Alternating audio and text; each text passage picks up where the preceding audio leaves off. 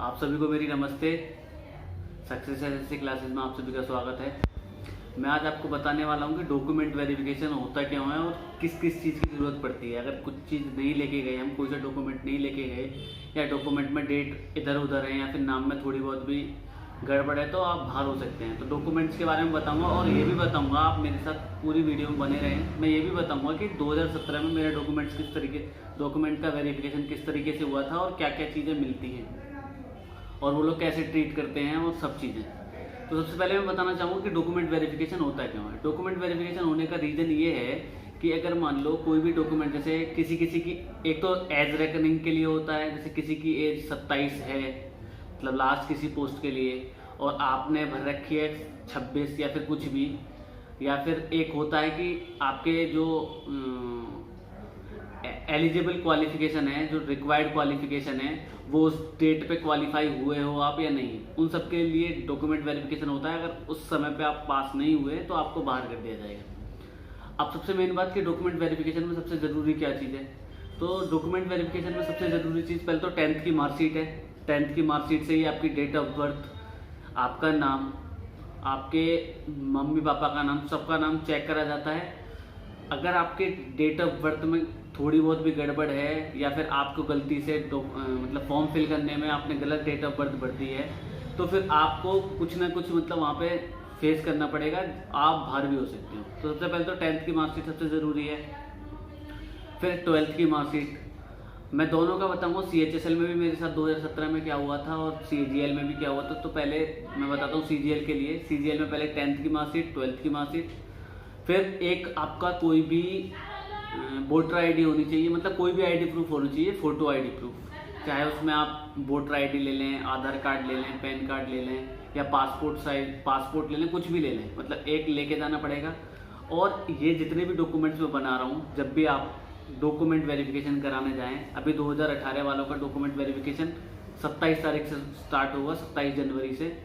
तो उन document verification में कराने से पहले एक तो ओरिजिनल डॉक्यूमेंट्स तो सारे लेके ही जाने पड़ेंगे, उसके साथ 2 सेट पेपर और बना के लेते हैं जो मैं बता रहा हूँ। एक तो हाई स्कूल की मार्कशीट, इंटर की मार्कशीट, और एक कोई भी फोटो आईडी प्रूफ, और उसके बाद जो भी आपने ग्रेजुएशन करी है या फिर बीटेक करी है या फिर कुछ भी करी है, उन सब की सारी मार्कशीट। जैसे मान लो सेमेस्टर वाइज है, किसी की बीटेक करी हुई है, BCA या MBA, ये जो भी करी हुई है उसकी सेमेस्टर वाइज सारी मार्कशीट। और फिर उसके बाद डिग्री भी बहुत ज़रूरी है। डिग्री भी मांगते हैं। अगर मान लो कोई अभी अपीयर हुआ है या फिर अभी पास हुआ है, उसको डिग्री नहीं मिली तो वो प्रोविजनल डिग्री भी ले जा सकता है। प्रोविजनल डिग्री भी काम चल जाता है।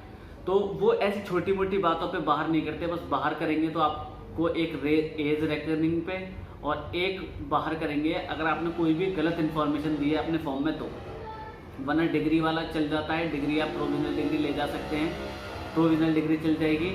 और प्रोविजनल डिग्री के साथ साथ सारी मार्कशीट, मतलब first year, second year, third year, और सेमेस्टर वाइज हो तो सेमेस्टर वाइज, क्योंकि वो सारी मार्कशीट चेक करते हैं। तो इनके एक तो सारे डॉक्यूमेंट्स, फिर उसके बाद इनके 2 सेट बना के ले जाएं।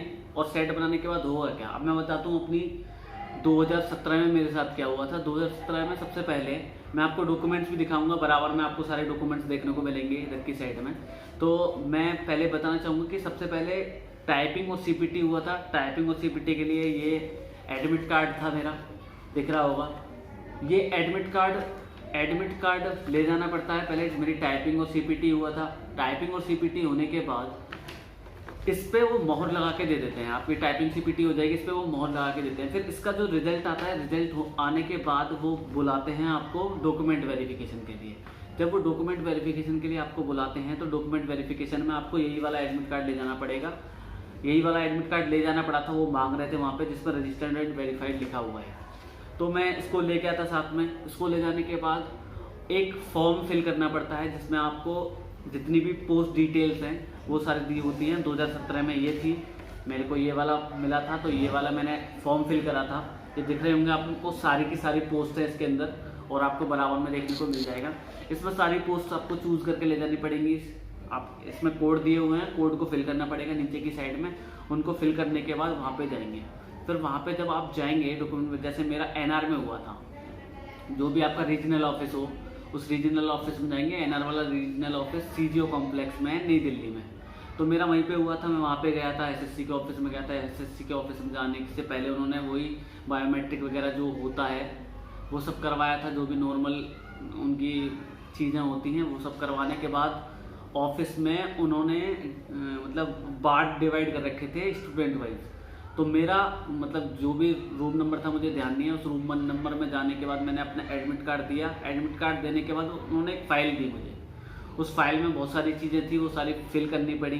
फिर उन्होंने ये वाला डॉक्यूमेंट जो मैंने दिखाया है, ये वाला डॉक्यूमेंट्स मांगा, उसमें पोस्ट प्रेफरेंस भरी और जितने भी मेरे डॉक्यूमेंट्स थे उन सारे डॉक्यूमेंट्स को मतलब चेक करा, बारीकी से चेक करा, सब चीज़ चेक करी, मेरी एज वगैरह चेक करी, मेरी प्रोविजनल डिग्री भी देखी थी, मेरी मतलब 10th की 12th की मार्कशीट चेक करी थी।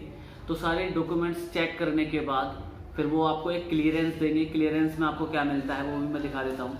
एक क्लियरेंस होने के बाद आपको ये मिलेगा, वो क्लियरेंस में ये देंगे, वो आपको पता चल जाएगा कि आपके सारे डॉक्यूमेंट्स वेरीफाइड हैं। और डॉक्यूमेंट्स वेरीफाइड होने के बाद उसमें ये जितनी भी चीज़ें हैं ये सब वो फिल करके देते हैं कि आपने कौन कौन सी पोस्ट चुनी है, सब कुछ।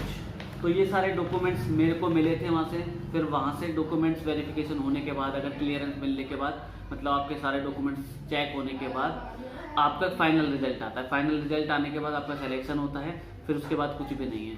मैं बस आपको यही बताना चाहता हूँ, जैसे 2018 वालों का जिनका भी डॉक्यूमेंट वेरिफिकेशन होना है वो सारे डॉक्यूमेंट्स अभी से तैयारी कर लें, अभी से रेडी बना के 2 सेट रख लें। 2 सेट बनाने के साथ जैसे ये 2018 वालों के नहीं है, 2019 वाले, CHSL वाले, CGL वाले और CPO में सब में यही रूल फॉलो होता है। जो भी रीजनल ऑफिस होता है वही जाके उनके डॉक्यूमेंट्स चेक होते हैं। तो मेरा 2017 में ये हुआ था। अभी 2018 वालों का जिनका भी डॉक्यूमेंट वेरिफिकेशन है 27 तारीख को, वो सारे के सारे अपने डॉक्यूमेंट्स के सेट बना लें और डॉक्यूमेंट के सेट बना के रख लें। जितने तारीख को आपका डॉक्यूमेंट वेरिफिकेशन होगा आप डॉक्यूमेंट वेरिफिकेशन करा के आएँ।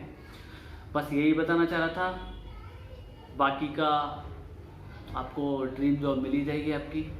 चलो तब तक के लिए धन्यवाद।